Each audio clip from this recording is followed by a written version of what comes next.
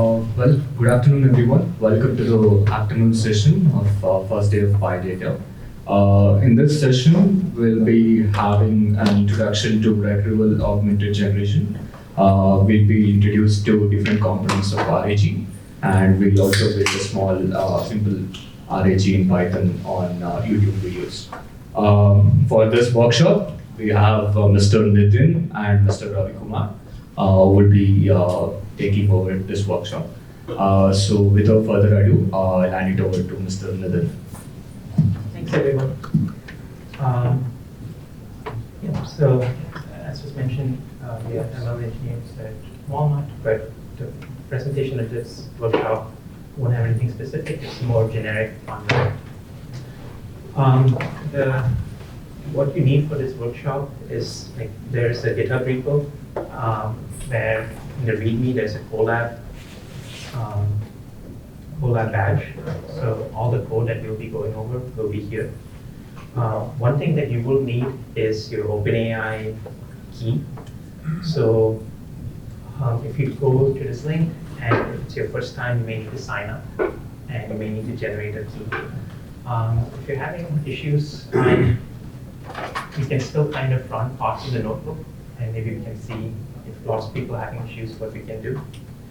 I have some intro slides, but while I go to the slides, if you can just click on Open in Colab. So this might seem like a big notebook, but basically there are multiple notebooks combined together here. So we have this notebook setup. So if you can, we'll run it together, but if you can just maybe run through these cells from all the way from notebook setup to setup complete. So like all the necessary Python dependencies and whatnot are installed. But we'll go through this again together if there are issues. Again, the link to the repo is in the description of the talk. To create the key, it would just be a new secret key, right?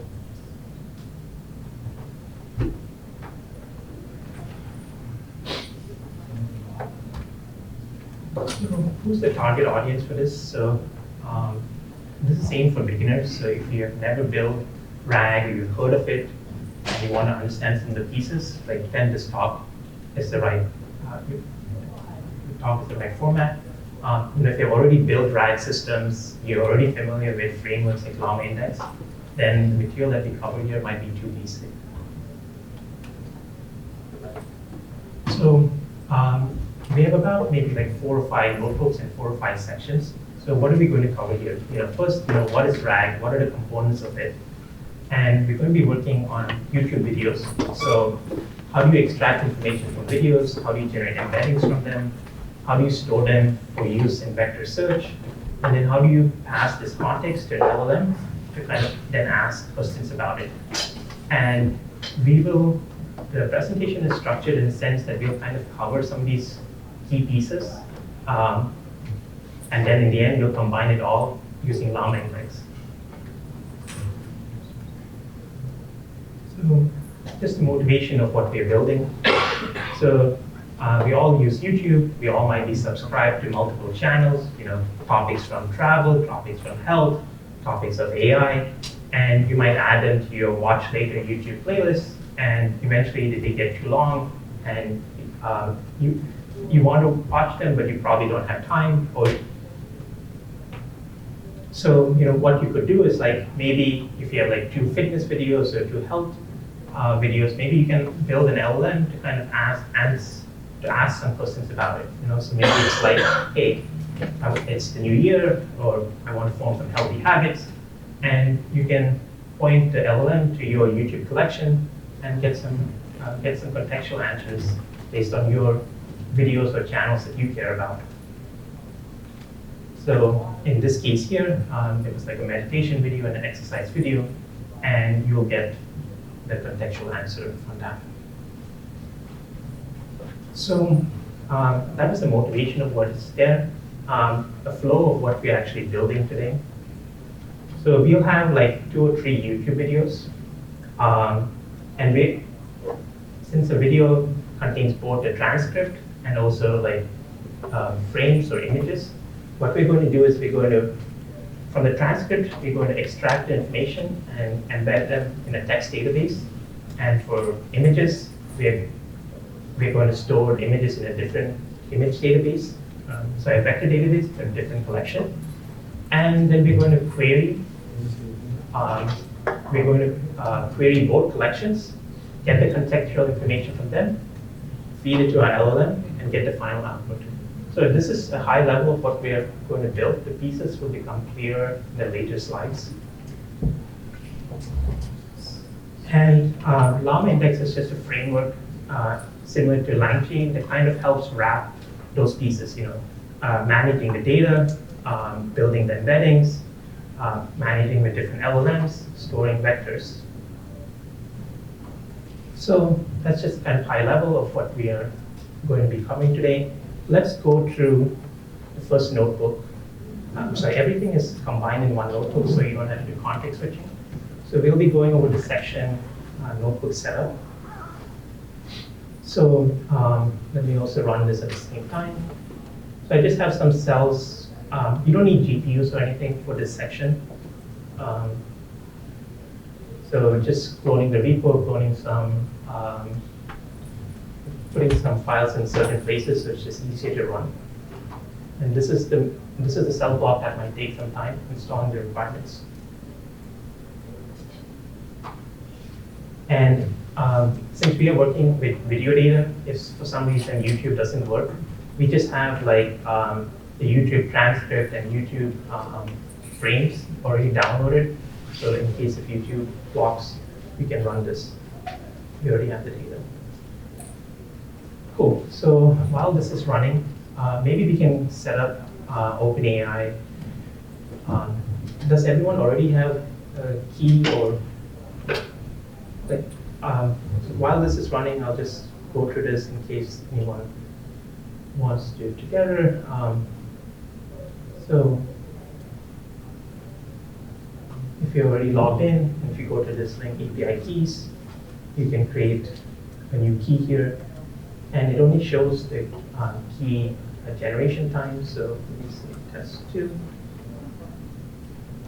And you should copy this key because it won't be shown again.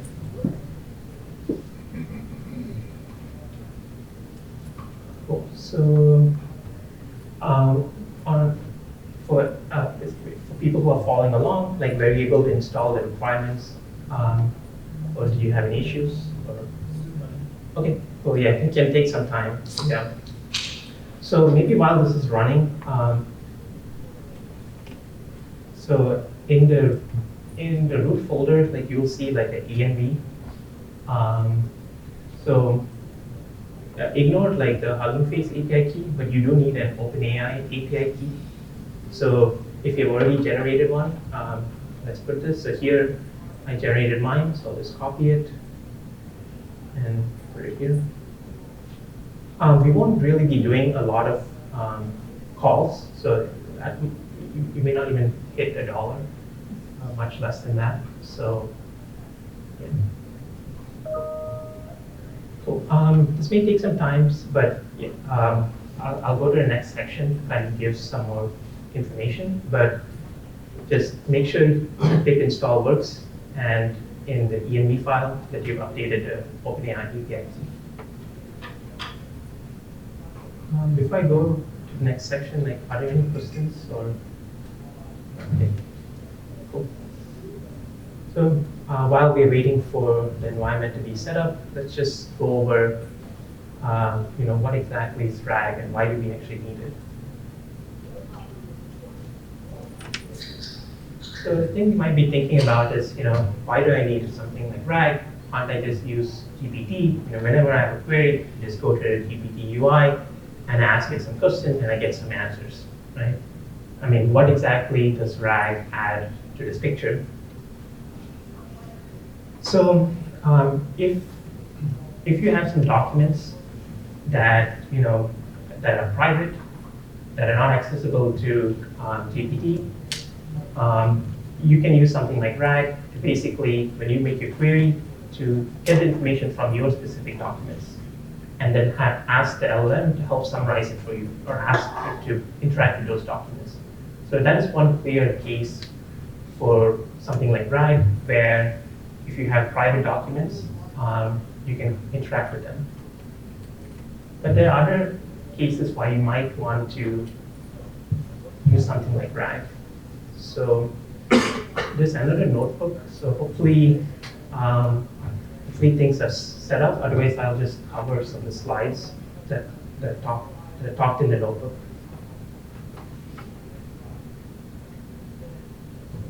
It's still running for me also, but Would it yes. be possible to just zoom in? Sure. A little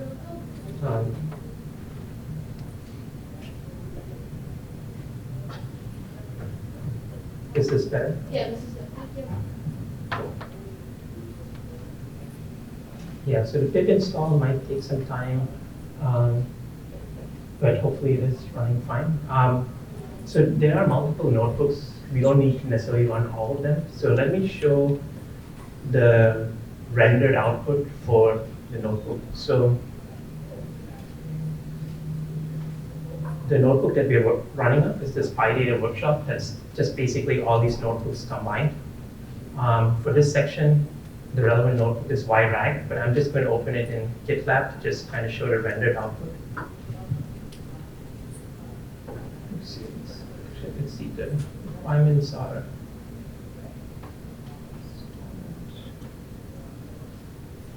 Actually, for me, it looks like the requirements were installed. So let me see if I can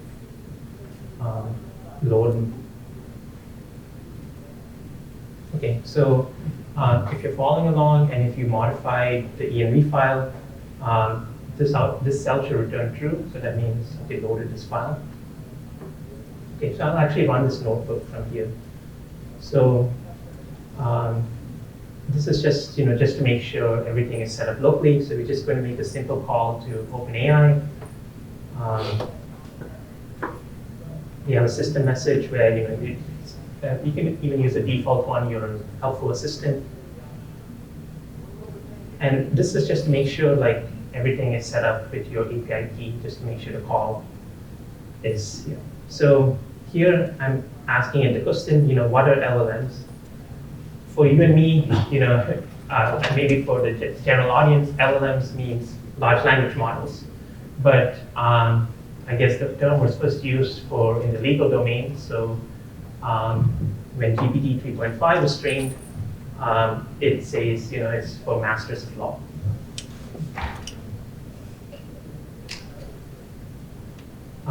So maybe let's just provide a little bit more context. So in the prompt, we say, what are LLMs in machine learning? So now this kind of gives us the answer what you'd expect. LLMs stands for large language models. So this is kind of what we see is that depending on the model, on what the model was trained at, the data it was trained on, it might give you different answers. So context is important for when you're asking the LLM. Okay, so now we're actually going to run this notebook section YRAG, where we kind of see other reasons why something like RAG might be useful instead of just querying the LLM directly. So here we're starting to use some Llama index wrapper around some of the components. So here we see llama index.llms, OpenAI. It's just a very thin wrapper around OpenAI's official client. So again, I'm going to use the older generation of model, GPT 3.5. And I'm going to demonstrate at least two problems that are there for using an LLM directly. One of them is knowledge cutoff, and the other one is hallucination. So this is just a simple call to call OpenAI. So I'm going to ask it, what's the difference about Llama 3.2 and Llama 2? I think Llama 3.2 from Meta was just released like 2 months ago, maybe. And so the GPT 3.5 factually says that, hey, I was last updated in October 2023, so I don't know about Llama 3.2, but here are some possible benefits it may have. So we see here, like, there's a knowledge cutoff. So LLMs are trained on large amounts of data, and properly trained LLM or with proper prompts will won't like kind of generate nonsensical information. So actually, sorry, this call was actually made with GPT-4o Mini. Sorry. So GPT-4o Mini, if you look at the full payload response, sorry, it doesn't really show here, but if you look at the notebook, it says that this model points to GPT 4.0 Mini that was updated on the 7th of 2024. So since Llama 3.2 came afterwards, it wouldn't have knowledge about that model. The other thing it might have is hallucination. So here I asked, so this is through the Hugging Face UI. I asked it like, hey, for this machine learning researcher Andrew Kapati, what did he say about Meta's Llama 5.9 in this below YouTube link? So this YouTube link is like one of those, lo-fi kind of study kind of music videos. And what did it do? It generated a timestamp. It said this researcher said about, hey, he's a big fan of Llama 5.9. So here it's kind of hallucinated a bit. The newer models that are trained, like they hallucinate much less. So I couldn't reproduce these examples with the recent GPT models, but kind of the older models definitely have hallucination problems. So to kind of summarize, so this cell, if it fails, it's fine. This is just if you want to make the call directly using Hugging Face API, but we don't really need this. So to kind of conclude this section, like we saw at least two problems. So LLMs, since they're trained on large data, they can have a knowledge cutoff where they may not know information about what you asked them. And the other thing is, like, they may hallucinate and make up some answers.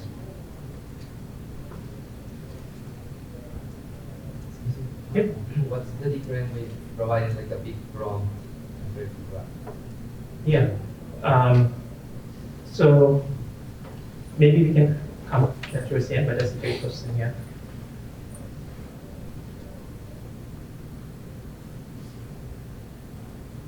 So this is just a slide. If the notebook was not really clear, this is just a screenshot of what we went over. Okay, so we saw at least two use cases why it might be worth considering using something like RAG. So the first step in a RAG system is, given your data, how do you extract information from it? So again, I have some slides that kind of goes through some steps, but let's also jump to the notebook directly.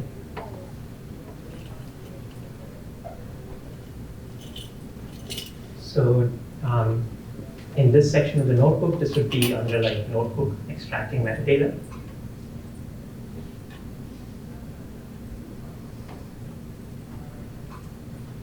So here I have a YouTube video ID for sector.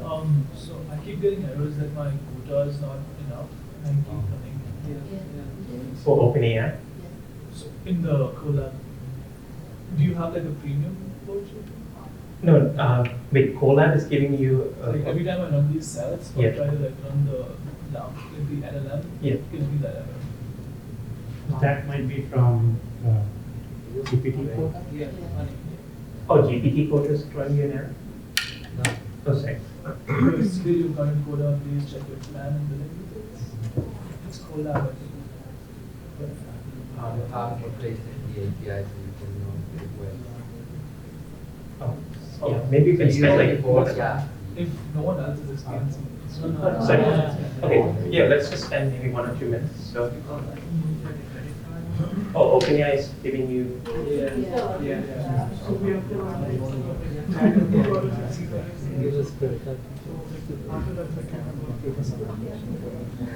Okay, so it's an OpenAI quota issue, not a Colab issue. Yeah.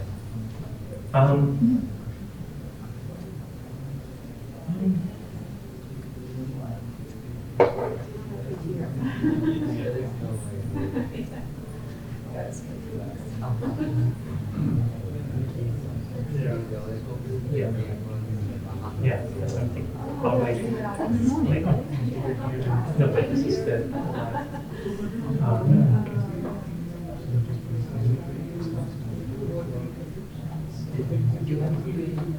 I was thinking just.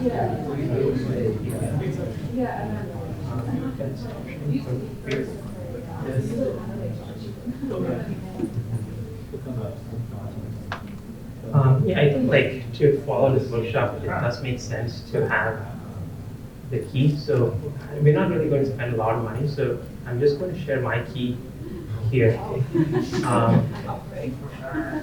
We'll invalidate it at the end.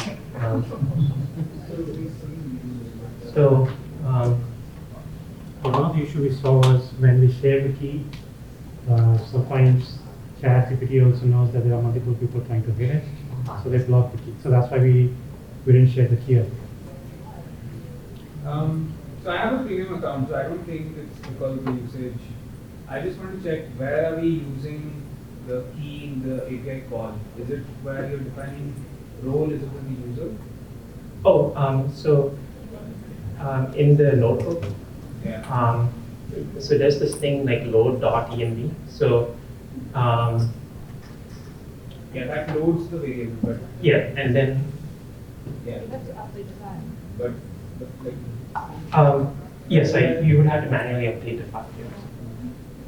So if you want to follow along, so you can copy. Okay, update it.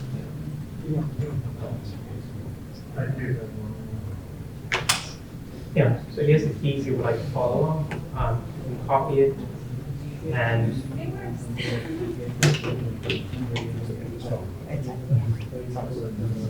there should be a .env file that you can. Yeah, so if you want to follow along, just give that a try and let us know if you have issues.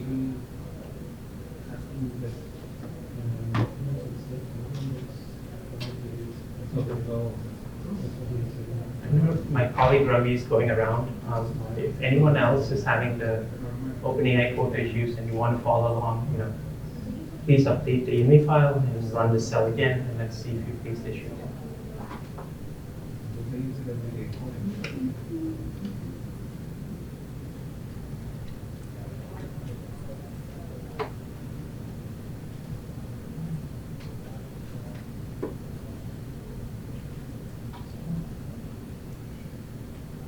So while we're doing this section of the notebook doesn't need OpenAI. It's just talking about how to extract information from videos. So I'll go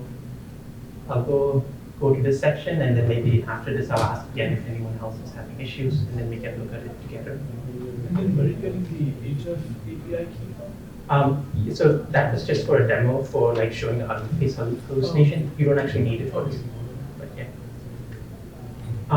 Yeah, so now, we have YouTube videos. How do we extract information from it? So here's the YouTube video ID for like a food blogger. So this video is about top 5 NYC foods you must try before you die. So we have the title of the video, we have like the description of the video, but I think except for like the first sentence here, everything else in this description is kind of like affiliate links or just links. We do have some useful information that the author kind of manually annotated, some chapter lists, but in general, like the description of the video doesn't seem that helpful.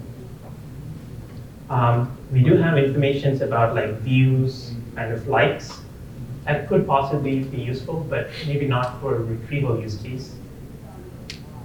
One thing we do have is like the transcript of the video. So we do have the transcript here, and that can be actually a pretty good source of information. So in the notebook,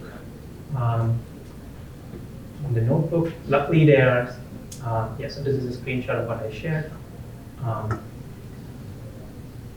And there's a great library like PyTubeFix where you basically give it the YouTube URL and it basically parses all that information for you. So here's the title, author, the length of the video. You can get the description, but as we saw, the description is not really that helpful. Kind of talk about what this video is about. We can get the engagement information, like views and video length. We can also get like the YouTube chapters. It's not rendering here, but yeah. But in general, I think the description is not that helpful. So let's go directly to getting a transcript. So there's a nice library, YouTube Transcript API, where again, if you give it the URL, you can get the transcript. But kind of as we saw here, like maybe I should just expand this here.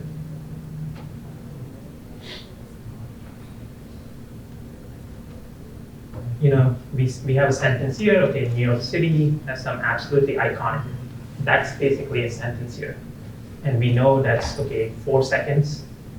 And then we have another, so we have the transcript. It looks like it kind of transcribed it correctly, but we don't really have like proper punctuation or whatnot.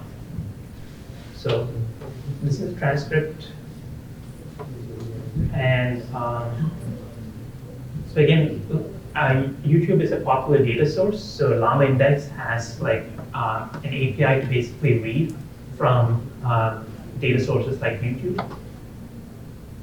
So if you instantiate this YouTube transcript reader, and you just provide a YouTube video URL, it will basically extract all that information for you. So you just provide the YouTube URL, and it provides you the transcript as a full blob of text.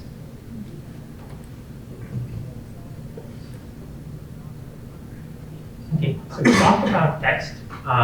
The information like title and description are not really that helpful, but the transcript might be useful, a useful source of information of what the video is about. But another possible source of information might be like frames inside the video. So again, there's a nice library like MoviePy where basically we can extract frames. So I'm just going to use this PyTubeFix library to interact with the YouTube API to basically get the highest resolution of the video, and we're going to save it. So what you will see in the as part of the setup, I already downloaded these videos in case the setup didn't work. But inside the data folder, you should see like the video.mp4. But it's fine if that cell fails.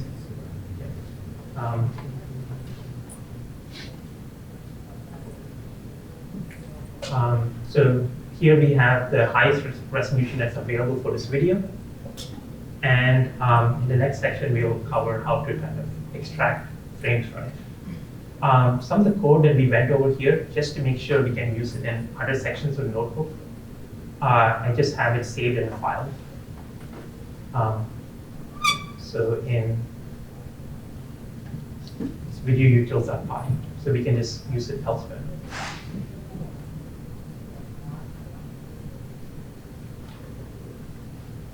So just going over what we covered, we looked at extracting metadata, but things like title and description were not really helpful.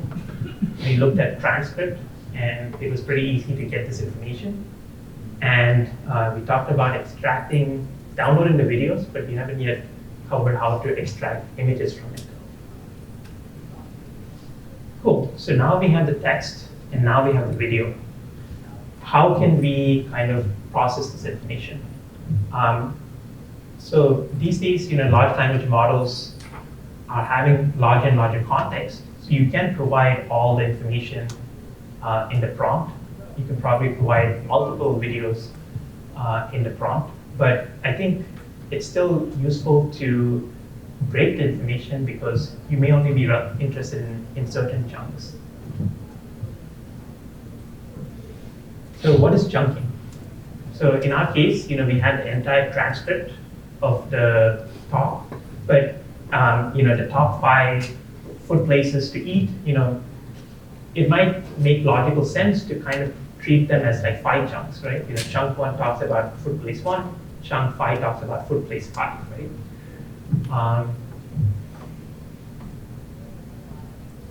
So let's kind of look into a notebook how we can chunk this huge YouTube transcript, what's involved in chunking, and we'll also look into how to chunk videos.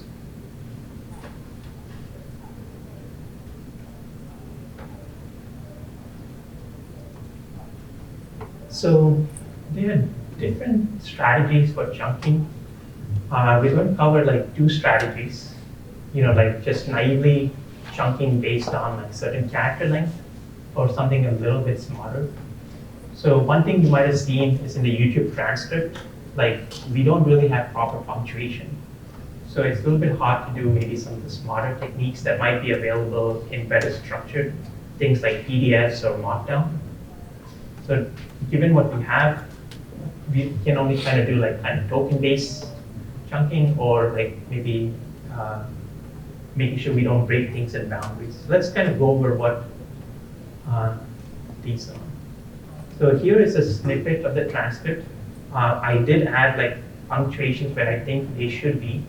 So let's say in an ideal scenario, we have something like a transcript which has punctuation. So we have 3 sentences here.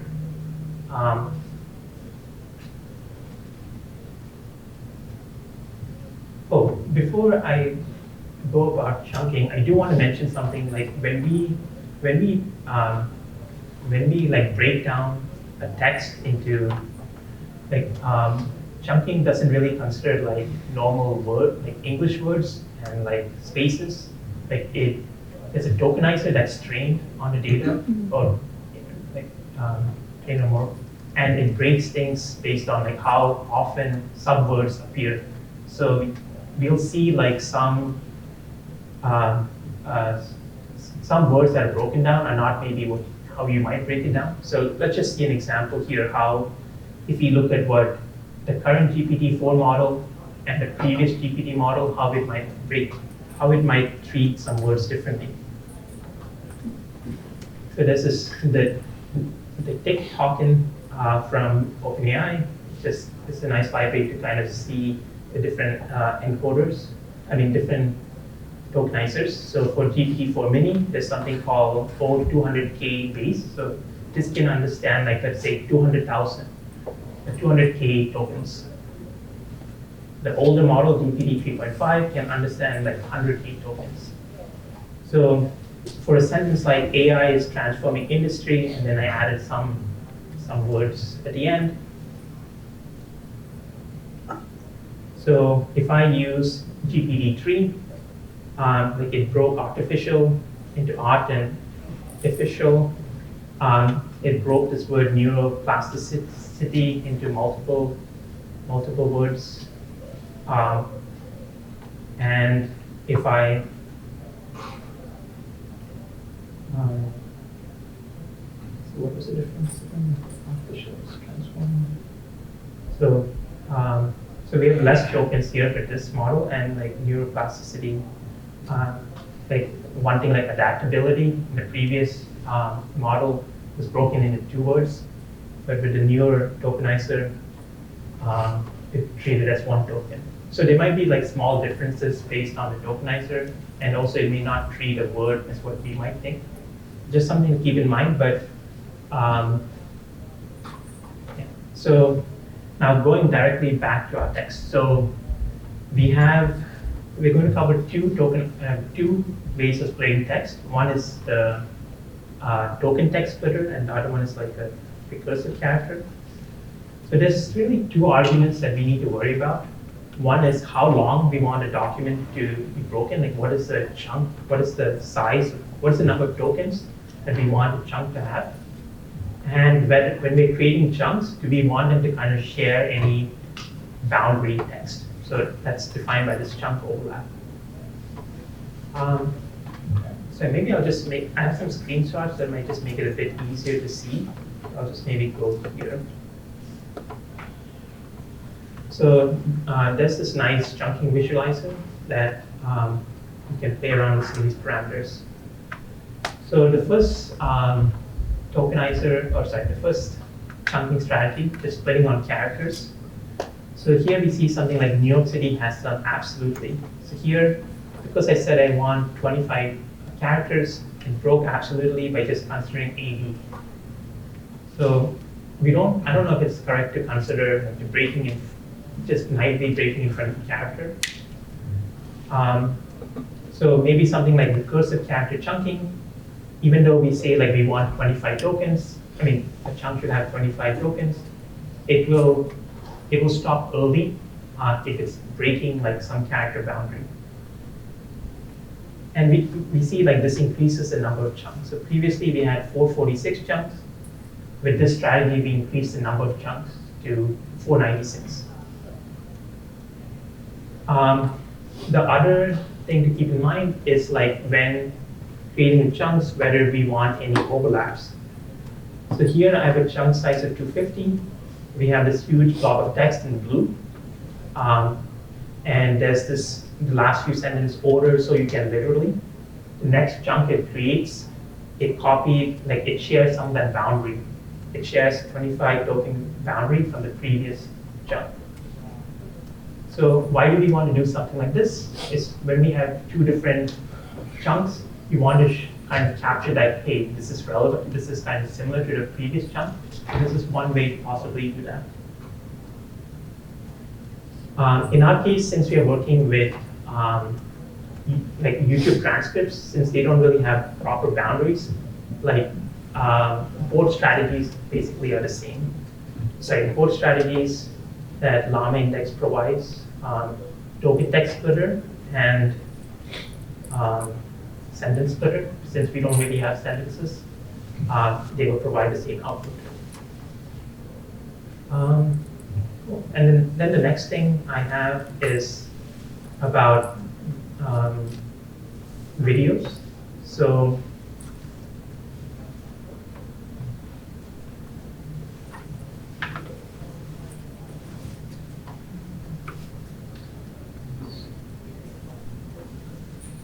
I forgot to run some stuff. That's fine. I just have some.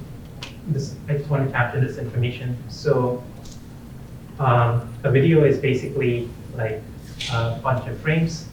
So in YouTube, I think you may find videos that have like between 20 to 60 frames per second. So what does chunking involve here? Chunking basically is just sampling certain frames. Let's say like 1 frame per second or something, or even smaller, and just capturing that. And for a long video, there'll be a lot more frames if you use the same frames per second in each video. So that's how you might do something like chunking video.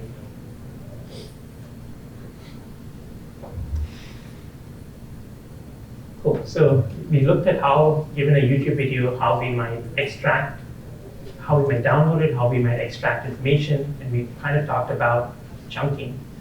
But we can't directly just give a chunk directly to the model. We kind of need some way to kind of capture it. So now this is where we go into something like embeddings. So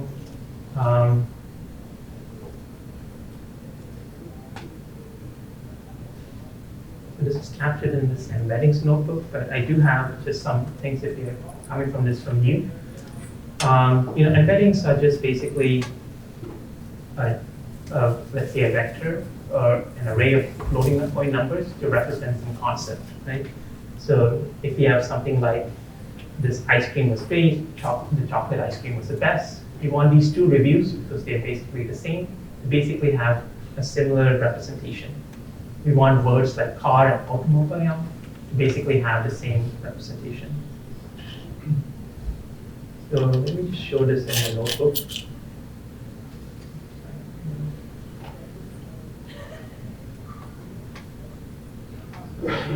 So again, so this is the notebook, the embeddings.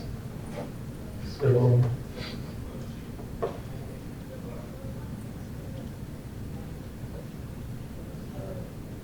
So we're using OpenAI. So OpenAI has 3 embeddings, text embedding 3 small, text embedding 3 large, and out of the previous generation.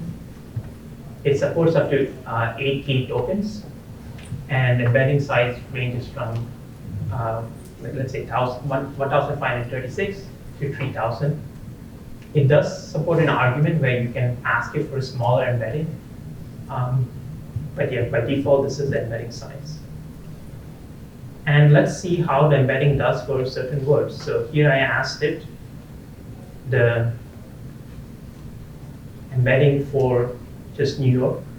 Sorry, it's large. So this is an array of 1,500 numbers. And yeah, 1,536.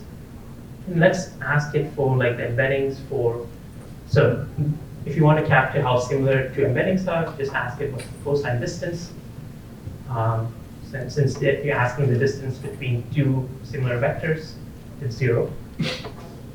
Let's ask it for like the embeddings for New York, New York City, NYC, Boston. So we do see like New York and New York City, like it has the smallest distance, but NYC I would think would be the same thing, so it should also have a closer distance, and it is there, but it's not close to 0. But definitely Boston has a higher distance. And don't pay too much attention to the actual magnitude of these things. They could be relative based on what the training data is, but it does capture similarity. And here I just have it for some full sentences, but I'm just going to, in the interest of time, I'm just directly going to go for images, image sections. So, oops, a lot of numbers.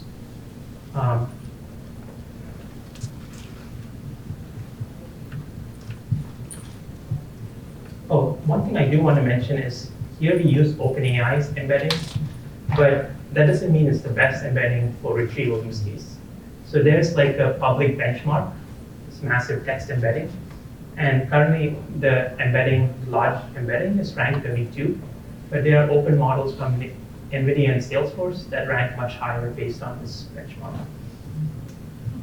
And now we're working with videos, right? Or specifically, we're working with images, right? So how do we deal with this multimodality here? So there are models like Clip from OpenAI, which basically, given a query, so this architecture was trained based on image and text pairs. So if you give it a query, it's able to find similar images. If you give it image, it's able to say whether this image is similar to some text. So we can use this model to kind of to generate like text embeddings and also generate image embeddings. And those embeddings should be very similar. So just have a small demo to show that piece. So again, Llama Index has this wrapper around Clip. It's just a wrapper around OpenAI's publicly released weights. So, also Facebook has released multimodality, which is not just text and image, but it has more.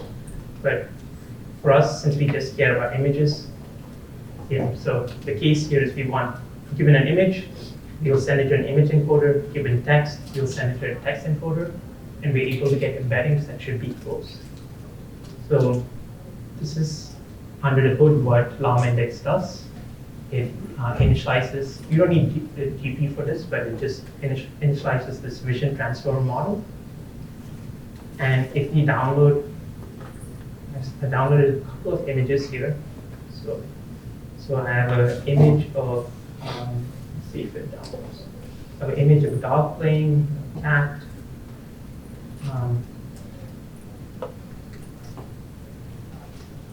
Yeah, I just want to show that, given a text and image, you are able to get. So here I have the image embedding and image embeddings for other dog pictures. So the similarity is 0.2, so it does kind of know that they are similar. I want to show this piece.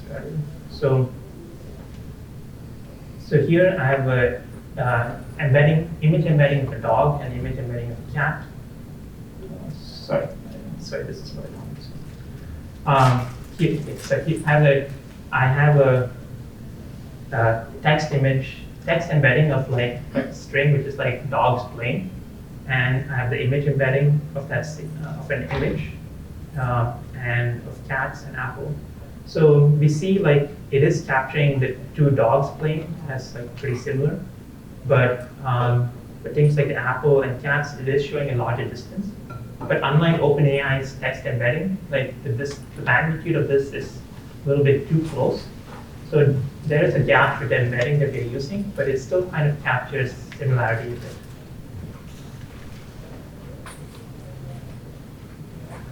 Yes, sorry, just before we go to LLM index and actual code for building everything, just trying to build the foundational pieces.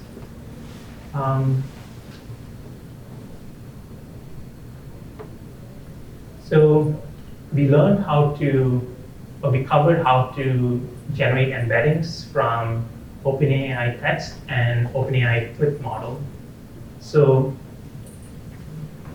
how might you store those embeddings? So this is where like a vector database might come. And there are a lot of great solutions. LLM Index has integrations for many of them. But for today, we're just going to use like an embedded database, LansDB. Okay. So we know how to generate the embeddings. We know how to we know about vector databases and how to store them. So what is the final solution that we're going to have? So we're going to have a query. We're going to use OpenAI's text embedding to generate the query vector. We already have a database that contains like snippets, the embedding for the chunked transcripts already stored. Likewise, when we generate the OpenAI text embedding for the query, we'll also be using the clip text encoder to generate the query embedding.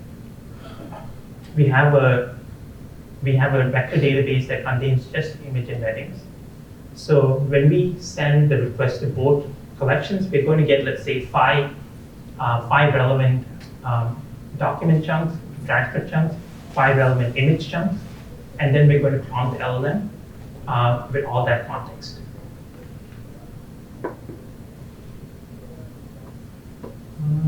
Yeah, I just want to quickly go to the main piece of code. So I'm just going to show, I'm going to just show to the piece where how you might prompt OpenAI directly for this.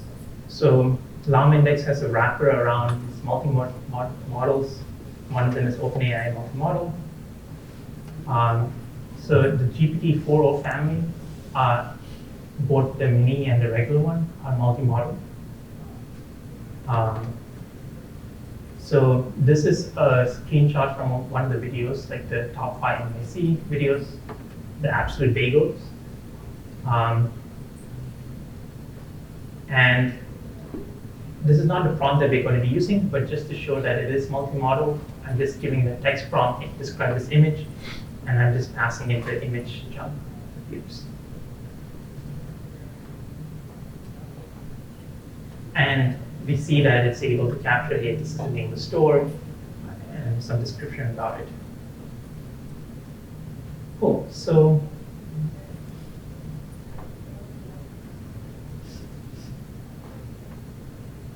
and there are other multi-models that we can use. Like many of the popular ones like GPT-4, Gemini, and Cloud support, you can provide multiple images, and we'll see that in the demo. Facebook's Llama 3.2 seems to only support one image, but it's still powerful if that's the case that you have. So getting towards the final end-to-end. So we saw how to generate embeddings, how we can send it to an OpenAI prompt. And we're going to see some of these things in the prompt that we generate. So the prompt we want to give it the relevant chunks that we retrieve, both the text and image. and we want to pass like, images, and we want to ask it, we want to ground the LLM to only answer questions given their context. So now I'm going to give it to my colleague Ravi, who's going to show like the full end-to-end llama index code, capturing all the things that we covered.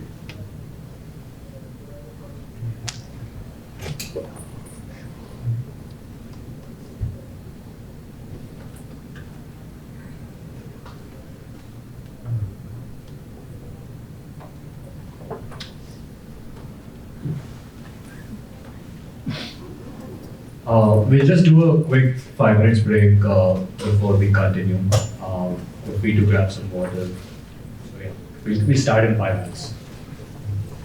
For anyone following along, did you have issues with OpenAI or anything else? Are people able to use the API key that you shared? Was it working? Okay.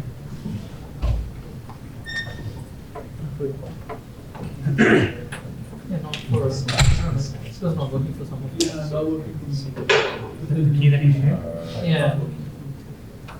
So we did find that issue. But let me try to help, but I'll tell you some of the context as well. I changed the Where multiple prompts are going to the same I endpoint. think it might like Even even see when that random sometimes load dot there is some sort of thing again. Still. Yeah.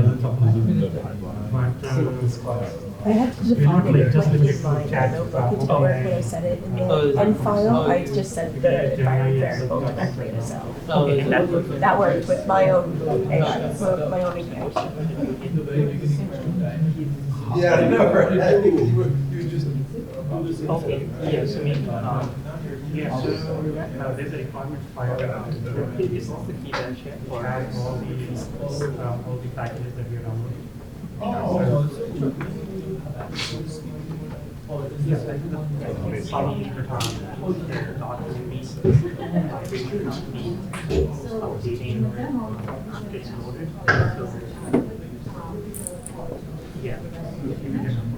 yeah.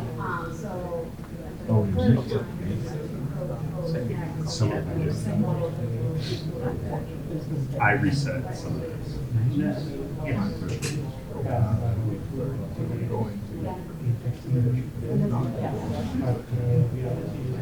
Yeah, this could all post up. So this is basically the thing that was set. So, yeah, that's what Here's the steps. yeah, so this package is essentially but yes, we're not like by any library. But yeah, the library makes Yeah, I can much more easier. Yeah, so Yeah, I think the library was supposed to and probably That's pretty it. Where there was a line to update it. Okay.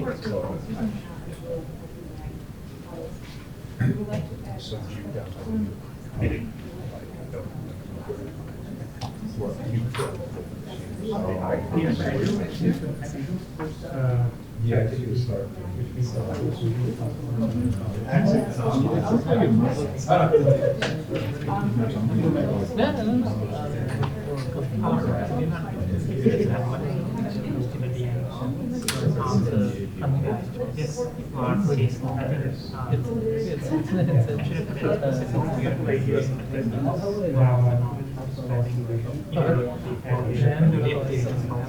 Okay.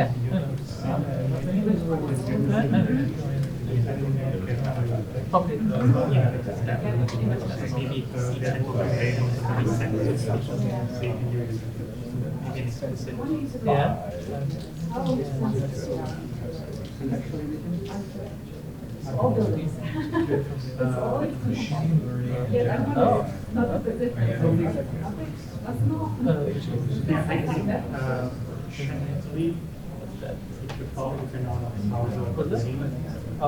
and what kind of context you're talking in. For example, if we just have Okay. dimensions, accuracy, how many shapes are those Okay. Yeah. Yeah, and I think that character might do it pretty easy. Yeah. We have images that look like this Yeah. There's no selling. It could potentially. Oh, It's not by organic. Oh, okay.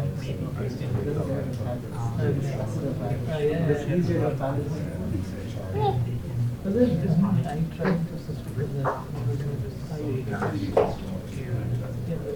the session before. It was okay. I just it was like better than conversation. But then I was just trying to see. I mean, This is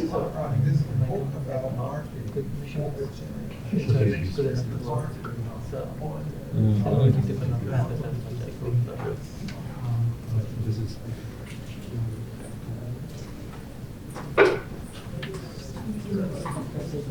Yeah. This is, oh, this is not ours. This is. Yeah. Crazy. I need to look at the stuff you showed me before too.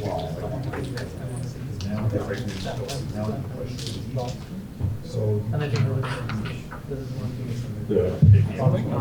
Hey everyone. So this So, can be- some of you shared that even though you updated the key in the file, like it might have not reflected. So I just updated the talk description. So if you just run this code block, it'll just explicitly set the environment variable. And if you want to follow along, the rest of the cells should work. The previous notebooks are or the previous sections are standalone. So the notebook my colleague Ravi is going to be just the actual meat of the content. So yeah, if you want to follow along, just run these cells, and Ravi will be covering the section notebook full end to end. So it's okay if you didn't run the previous cells. This is the actual notebook that actually has like the full working code. Thanks.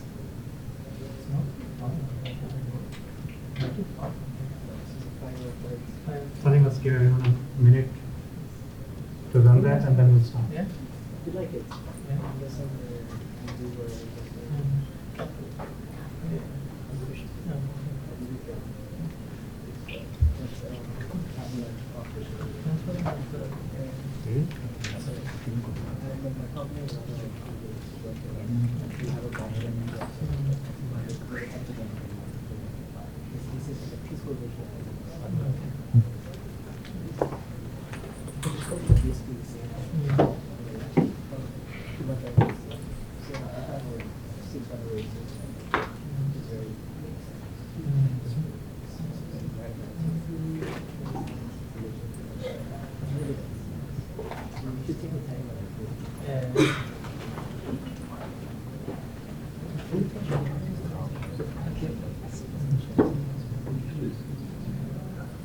That's nice.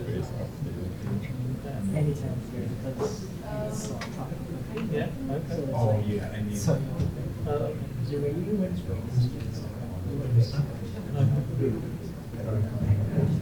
Hey guys, welcome back. If you have any issues with setup of the environment, then do ask my partner to help you. So far, I think what we have gone through is this is the idea of the application that we want to build, and we have gone through each individual component.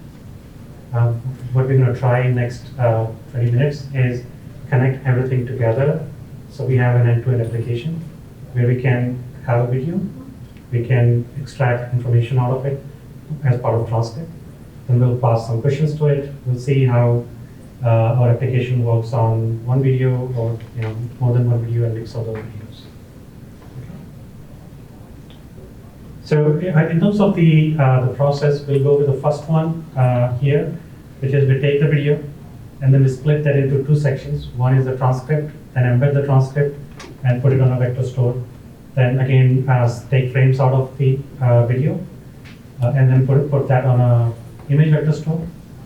Then we'll take step 2, which is take a query from the customer or from a user, and we convert that into a query vector. We use Retrieval Engine to retrieve images and text snippets from our multimodal index. Then we'll take that information, we'll send it to LLM with specific questions about it, and then we'll see what kind of response we get from LLM. Okay. So we'll go to the notebook.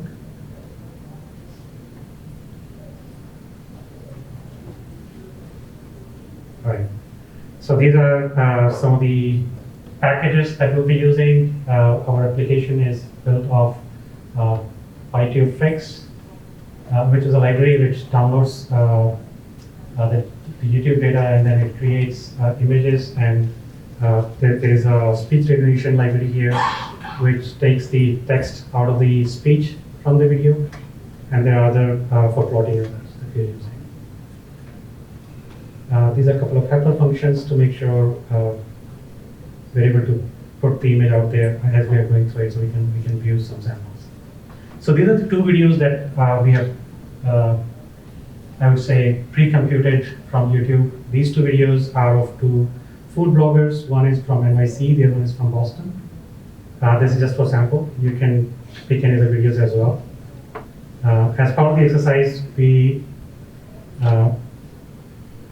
connected to, we use this code snippet here, which connects to YouTube, download these videos, and extracts the frame. So what you see here is we are asking it to generate one frame per 5 seconds.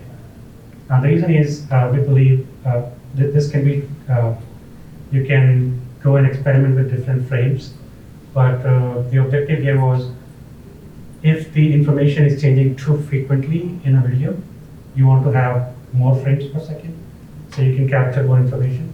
But if it's not, then you want to capture fewer information or fewer frames. So when you send those frames to LLM, you're sending fewer frames rather than lots of frames. Okay. This is the one that we just added, which is we have assigned the OpenAI key here. So we will be doing one of the questions that you asked, which is what kind of video embedding we are using. So the model uses the wrapper that we are using. It uses clip to embed images, but we'll be using text embedding 3 small. This is an OpenAI model for the text embedding. Now, what Nitin was saying that in his previous slides, that by default is 15K, 1.5K, the size of the embedding. For our use case, we have limited down to 512. You can use the bigger model for high precision, but we have tried to reduce it to a smaller size. The advantage of using a smaller dimension is that your vector space or your vector store is going to be lighter. That's the only advantage. So in this step, we are. So let me go here. So this is the code where we are talking about how to generate embeddings, how to create an index store. So what we see here is the first one, as part of the package, it allows us to create new embeddings, or if you have already created some embeddings from different sources, you can also import them. So that's why that flag is there. But let's try to look at how we're going to create new embeddings. We're using LansDB vector store, which is an embedded system. So first we are assigning, there's going to be a text store, there's going to be an image store, and we are assigning a storage context. And we are, in our storage context, we are saying that these are the 2 vectors that we'll be storing, and that's how we're going to create a multi-model index. So over here, this is a simple directory reader, and what this reader does, we are providing a data folder, and we are saying these are the 2 files, .txt files and .png files. .txt are the text files and .png are the image files. So go to the folder, get all these text files, and then create 2 embedding spaces that we can use for the retrieval. Along with the documents, before we create the embedding, we are also passing sentence splitter. which we are using to identify what is the size of the chunk. So we are using 512. We have done some experiments on larger chunk size and smaller chunk size. You can experiment, on either one of these to get the quality that you're expecting. So once we have, so this is the part which creates the multimodal store index, which goes to that file location, extracts those images, convert them to vectors, and then gives us an index vector or index object. We have an option of persisting this. So next time when you run it, you don't have to generate them over and over again. You can persist these physically on a hard drive or a disk, and then you can just read it from there. So the second section that we have here, it talks about if you already have persisted some of the embeddings, how can you reuse them? So by default, it puts the embeddings that we have, the embedding store that we have in the storage folder. So now let's look at the retriever. So now what we have done is we have created the index space where we have images as well as text stored in them. So index retriever, this is a retrieval engine which we will use to fetch k elements, k text vectors, and k, I would say, image vectors. So that's what we have specified here. For simplicity, we are just doing 6, 6. You can get more depending on how much context you have in images versus how much context you're getting from text.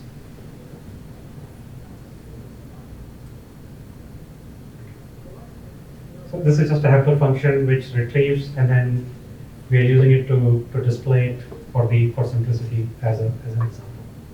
So these are, like I said, the two videos that we are using. They are food blog videos, one from NYC, the other one is from Boston. These are some of the sample questions that we will test today. We're going to ask the video, or we're going to query, to suggest some good food locations in NYC versus Boston. Third one is generic. We are not providing any location, so we want it to give us information from both the videos. The fourth question is a counter example, which is in both of these videos we're not talking about any place other than NYC and Boston. So we'll see what kind of information we get from that. The other ones are also some of the, I would say, counter examples, which is the video doesn't talk anything about transformers or exercising, and we want to see what kind of information we can get from our index. Let me actually try to run these.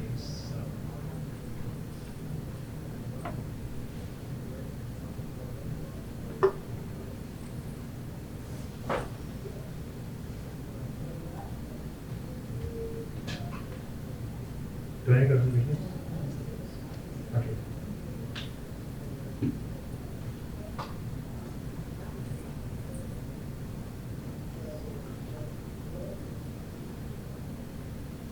Okay.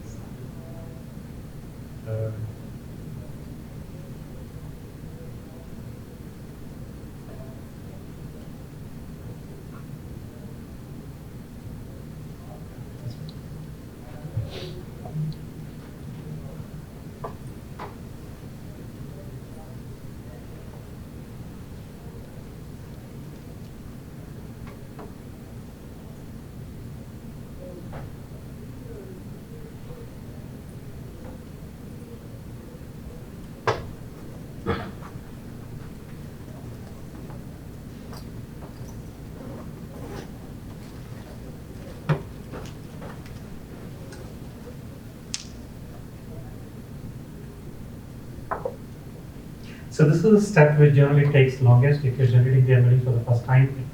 If you have CPUs and if the embedding space or the library that you're using, it can scale up on CPUs, it will be faster. But in our package, we do have embeddings that we have pre-populated, but for now we are creating them from the scratch.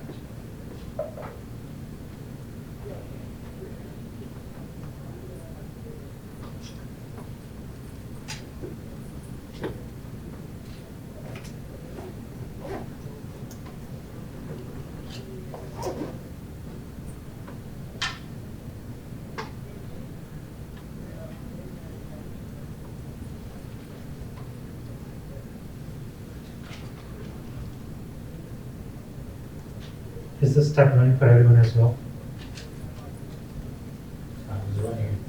It's running. Yeah. Yeah. This is the one which takes.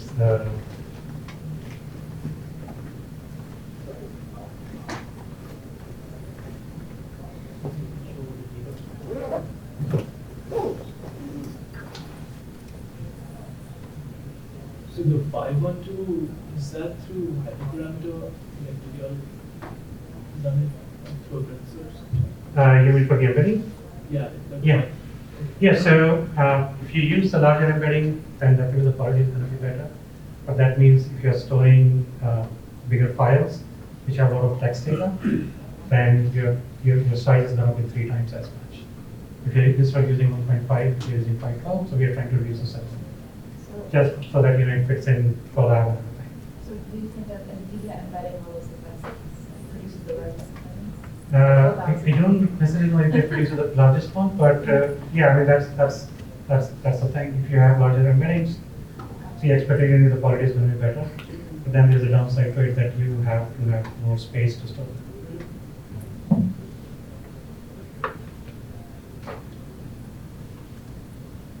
Yeah, so I just want to quickly talk about the frames that we extracted from those videos. So this was the video, which was about New York City food locations. There is another one, which I believe is this. Oh, this is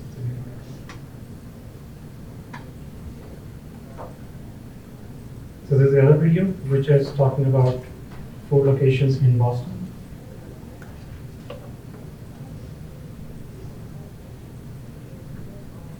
So the storage part that I was talking about, when you persist it, it's going to create this storage folder, and then you will have your index store as well as your doc store. This is where the embeddings and the that whole index will be stored. So next time when you read it, you can just retrieve it from here.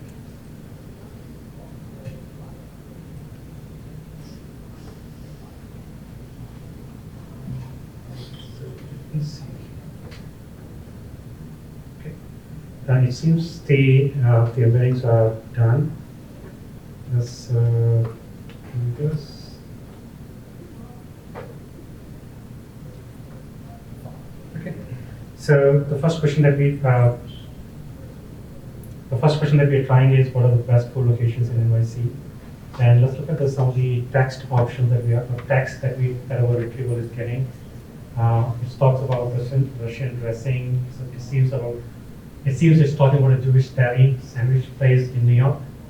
The second one is also about a hot dog place close to Central Park.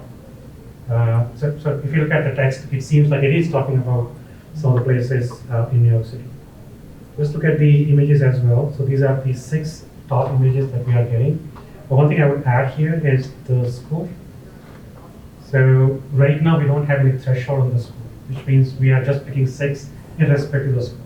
But as you can understand, if you don't put any threshold on the score, then any low score will also be retrieved. So we could add some sort of filtering so that we can put some hard checks that we don't want text which are beyond